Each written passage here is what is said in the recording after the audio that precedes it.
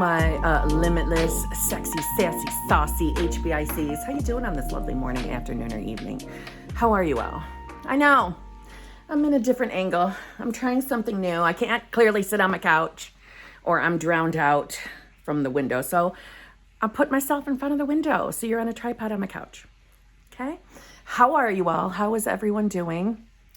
Let's go to the basic bitch stuff. If you need help figuring out what's going on between you and your manifestation, please feel free to email me at manifestingwithkimberly@gmail.com. All of my coaching options are in the Dropbox below. They're in the screens that just went by.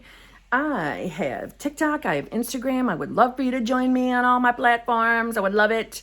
I have another channel called Kimberly's Other Life. That's just my personal life over there. I don't upload as frequently as I do on this channel, but I do post. And those of you who have joined me over there, I really, really appreciate you. And I do my best to answer your comments all over the damn place.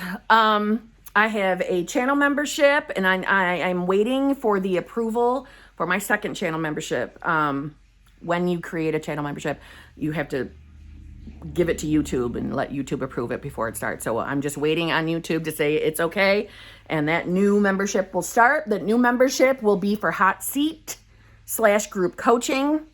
It's going to be a trigger warning group, meaning if you're triggered by others' circumstances, that's probably not going to be the group for you. You can come over to the other channel membership where all we do is judge. We judge, we talk law of assumption, we talk manifestation. And to be honest, that is the group where I share the most of my own experiences, all my own mistakes, and cuckoo for Cocoa Puffness. That's the membership where we hear all about that. But it's just as judging. We share tips, tricks, success stories, but we don't marinate in circumstances or old stories, or at least we try our best not to. That will be for the other group. Let's see. So, yeah, that will be live and available to join as soon as possible. Let's jump right in. There were a couple questions in my live stream last night that has sparked this, I feel, need for this video. And it's the importance of who you think you are. I know in a lot of my more recent videos over the course of the last few months, you hear me bringing that phrase up quite frequently. Now, the reason for that is, well, if you've ever read Neville Goddard, he has mentioned on multiple occasions that there's never anything to change but self, right? In order to get things to change in our 3D, we change self. Hence why I bring up all the time, who do you think you are? Who do you think you really, really are at your core? Who you believe you are as a person is your state. So that's just another way of saying, what state are you embodying? Who do you believe you are? Who do you identify yourself as? And the reason why I feel it's the number one most important thing that you should be concerned with. Now, that's my personal opinion, right? Because in my own experience, when my focus started going on specifically who I think I am, and you can be specific as far as the relevance to what you're manifesting. So, who you believe you are when it comes to love and relationships matters. It matters. So, I do think that we are misconstruing who we believe we are. When I say that to you, I'm sure your mind instantly goes to things like, well, I think I'm Kimberly. I think I'm 48 years old. I think I'm a mom. I think I'm a girlfriend. I think I'm a YouTuber. I think I'm someone who loves manifestation. All true, but there's more to it. Who you think you are is also your specific beliefs about your specific person. Your generalized beliefs and your very specific beliefs. So knowing who you think you really are at your core is not avoidable. Now, I know when we're new and first discovering manifestation, we're seeing it as a means to an end, meaning, okay, I just have to say these affirmations and then I'll get this outcome. I'll get the SP, I'll get the money, I'll get the job, I'll get the health, I'll get all the things. And yes, that thinking is pretty much right. Yeah. Say your affirmations and then you're going to manifest. But I'm sure all of you, especially if you're watching videos, have either gotten yourselves to the point of, well, I've manifested it, but it's still not awesome, or SP still showing up like a jerk, or hot and cold, or, I'm getting movement, but I'm not getting the full thing. I'm not getting exactly what I want. I'm only getting pieces. Or you've gotten to the place of, oh, I've gotten all my manifestations, but I don't feel differently. If anything, I still feel like there's something missing. So if you're in any of those categories, or maybe you're just at a place of, I give up, nothing has worked.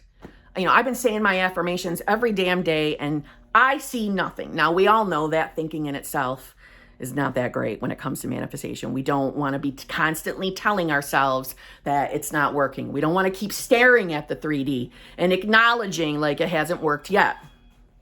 Okay, sorry about that. My own SP is coming. Okay, so I just listed, all those ideas of where maybe you are on your journey, okay? And the reason why I bring them up is because at some point, when we reach those places, and all you've been doing is affirming, and not that that's wrong, but if you've never taken the time to just take a look at who you are being, who you think you are, try focusing on that for a little bit, because who you believe you are, it includes everything. That's why I said it's relevant to what you're manifesting. So let's say you're manifesting a specific person that you actually already know. What you think specifically about your specific person and what general assumptions or beliefs you have around, if you're into men, what your general beliefs around men are. If you're into women, same thing. What your general and specific beliefs are around love, around relationships. All of those assumptions, including the specific assumptions you have of your specific person, all of those are included with who you think you are. It's who you are being relevant to your manifestation. So if you are someone who is thinking from the perspective of, SP shows up like a jerk. SP's been treating you like dog shit. SP hasn't shown up right. They're not showering you with love, attention, affection. You're still thinking that they're not choosing you or you don't feel good enough for them. All of that is who you think you are. If you're trying to manifest SP, contacting you every day, texting you every day, making plans with you every weekend, but in real logical land, you're thinking that's never going to happen. That's not how his personality is. He's not that type of guy. That's just not something he would do. It's not his style. He's never going to do that. It's what I want, but he's never going to do that. You believing that he's never going to do that is who you think you are. It's who you think you are. And that's why I bring it up all the time. You hear me talk about states all the time. Because when I started applying states to my life, meaning I was always in a state, you're always in a state. Every one of us is always in a state. But until that made sense to me, I was never really, truthfully, paying attention to who I think I am. So when I started working on states, I started getting better and better at that, right? I wasn't calling it, who do you think you are? But I was calling it embodying a state, yeah? Because it's still all the same thing. So I would embody what I thought I wanted. But I will tell you, over the last 6 to 7 months, when I've really been laser focused on who I think I am. I know it probably sounds repetitive, and I don't mean for it to, but I legitimately asked myself those questions. How do I want to feel when I wake up in the morning? How do I want to feel about my life in every category, about my love life, my money life, my career life, my family life, my health life, whatever else, whatever the category there is? How do I want to feel when I wake up in the morning? Because to me, how I feel in the morning fucking matters, because that's how I'm starting my day.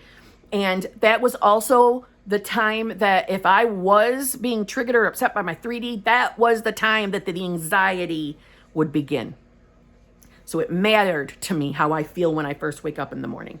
Even if I'm still groggy and grumpy and don't feel like talking to anybody, I still want to know that I think that I'm the version of myself who is having whatever the hell I want in any category of my life. So who do you think you are? Because listen, when we're manifesting, no matter what it is, money, SPs, we talk about self-concept, we talk about states, but I want you to see the importance of it does matter who you believe you are. And if you're consistently saying things like SP's not choosing me, SP's not showing up right, I keep getting hot and cold behavior, I want more romance from him, I want him to act romantic, and I don't see it happening because that's not the kind of guy he is. You're right, because that's the version of him that's been reflecting your beliefs and assumptions from the current state you're in, or the current version of you. When it comes to everyone as you pushed out, when it comes to when we coaches talk about how your 3D and the people you're intermingling with reflect you, they're reflecting who you think you are. It's who you think you are. Everyone as you pushed out means the following. It means, we'll use SP. We'll use my own SP. When it comes to everyone as you pushed out, my specific person is always reflecting who I think I am. Who I think I am is the following. It includes all of my beliefs and assumptions around love relationships, what my feelings or beliefs are on how love should feel for me. I know you hear my washing machine. It includes all of my general beliefs about men, because I'm into men. It also includes what my specific beliefs about him. All of those things that I just listed is who I think I am. And they reflect that back. So my SP shows up as the cocktail of what I think about him, what I think about men in general, what I think about love and relationships, and what I think about those things relevant to me. It's like a nice little cocktail, like a Long Island iced tea cocktail of your individual beliefs and assumptions. And that's what they reflect back. So if we're already aware that they reflect those things back to us, right? So when we start intermingling with them more and we learn more parts of their personality, because they're still a human being, right? They're still humans. They're not robots. We learn more and more about their personality. Maybe we've had an intermingling with them. I love that word. That's why I keep saying it. Where maybe there was an argument and you saw how your specific person responded in the argument. So now we're creating a belief that that's how they act when they're angry. That's how they're going to respond. So they're going to keep fucking responding that way. They're going to keep showing up that way because it becomes a belief of yours. It becomes an assumption. And it's all part of that healthy little cocktail. So yeah, whatever beliefs and assumptions you have about anything and anyone gets mixed up in a cocktail. So for example, I may or may not still have a generalized belief that I'm currently working to get rid of. Well, it was heavily existent, especially when I first found manifestation, that, I thought, oh, men are assholes. They're just after one thing. They're just after one thing. Now, that was always totally relevant to my own life experiences, but I had those shit experiences because why? Because of who I thought I was, right? Okay. So with my specific person, it doesn't mean that every single individual belief that we hold, it doesn't mean that they're always going to reflect the entire list of all our beliefs and assumptions. It's a cocktail. It's a cocktail. They're mixed together. Just like when you put all the ingredients to a recipe in the bowl, you look down and you can see all the individual ingredients because we haven't stirred yet, right? We see how all the ingredients are thrown in the bowl. All those ingredients are all your beliefs and assumptions about you and your relevance to everything else in the world. Everything is thrown into that little bowl. And then we start stirring. We start mixing up. And so, which is why I'm trying to explain that I might have a belief that men are selfish. That doesn't mean my SP has to show up selfish. But if he was to, out of the blue, I know because I have that pre-existing belief. And if it was to continue to show up, it could be a part of my mixture of him reflecting my generalized belief about men being selfish. And as I see it in him, I'm probably going to start forming a belief that he is specifically selfish. But it was from the cocktail that the little piece was thrown at me. Do you see what I'm saying? And the only reason why I added that in, it wasn't to confuse. It was for any of you out there who say, well, I never thought that thought. So why did that manifest? I never thought that, SP was going to get a third party. So how did that manifest? Well, in your healthy little cocktail of all your beliefs and assumptions, one of the little pieces of you not feeling good enough, your fear of abandonment, your fear of not being chosen kind of splashed out at you. You didn't have that direct thought, but the belief was still there because you never changed the belief, which boils right back down to, who do you think you are? Who you think you are is all the ingredients thrown in the pot and stirred up. That's who you think you are. That's the state you're embodying. And you have the ability to change who you think you are moment by moment with each thought that comes in. So when you keep agreeing with thoughts that say, SP's not choosing you, bitch, every time you listen to that and say, yeah, he's not choosing me, the fucker. He's not choosing me. Why? What's wrong with me? Am I too fat? Am I too ugly? Why doesn't he love me? Do you see how you accepting that one shitty thought leads to more shitty thoughts and more shitty thoughts, and we go down the spiral? So in that moment where you allowed that to go on, you chose the reality where SP doesn't choose you. But when a thought comes up like that and you decide to say, no, that's not who I am anymore. I don't believe that. That's not the version of me that I want to be. I am choosing to be the version of me who knows she gets what she wants, period. And somehow, some way, this 3D is going to reflect that, period. Because that's how manifesting works. It has to reflect who I'm being, and I'm being my new version. Guess what? If a new thought didn't pop up, a more beneficial thought. If not, you doing that in the moment is going to lead to a better thought, and another better thought, and another better thought. And there you are, utilizing your imagination, selecting the reality you want to be in. That's manifesting. That's what you're doing. You do have power of choice, moment by moment, to be any version of yourself that you want to be. You, at every given moment, have access to choose any reality or any timeline or any state that you want to be in. It is that easy. It is that simple.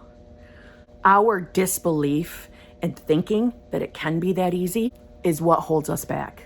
It's the disbelief. So don't worry if you don't believe everything about manifesting. Don't worry that you don't believe your affirmations. It's you still getting back up and choosing to be the new you, to be the version of you who has what you want. And you deciding to say your damn affirmations or visualizations or scripting is you choosing you. It's you choosing your best version. That's manifestation. And that is exactly what it means on who you think you are. It means it all. How you think SP feels about you. How you think about SP's personality. All of that belongs to who you think you are too. Okay? And on that note, I'll see you tomorrow.